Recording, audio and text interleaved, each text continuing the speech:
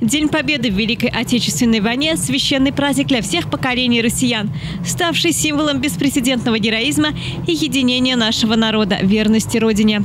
Во всей России по Чувашской республике состоялись торжественные мероприятия, посвященные празднованию 79-й годовщины Победы в Великой Отечественной войне, которые начались с возложения цветов к монументу славы, памятника воинам-афганцам и воинам, погибшим на Северном Кавказе, в мемориальном комплексе Парка Победы города Чебоксары. Празднование Дня Победы в Великой Отечественной войне продолжилось торжественным парадом на Строевом плацу управления, в котором участвовали сотрудники аппарата и подведомственных учреждений УФСИН Чувашии, а также уважаемые гости, ветераны ведомства. Руководитель женской флотной службы Иванова Наталья Андреевна.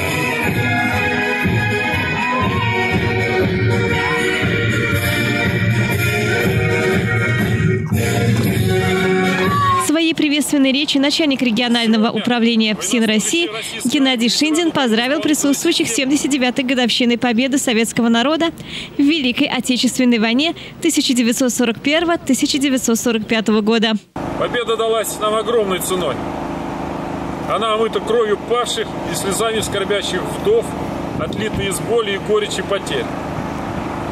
Но в победе заключены и торжество обретенной свободы, и радости, вернувшейся с войны, и вера в собственные силы, и гордость за свое Отечество.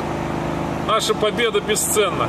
Завершились праздничные мероприятия, посвященные 79-й годовщине Победы советского народа в Великой Отечественной войне, концертной программой.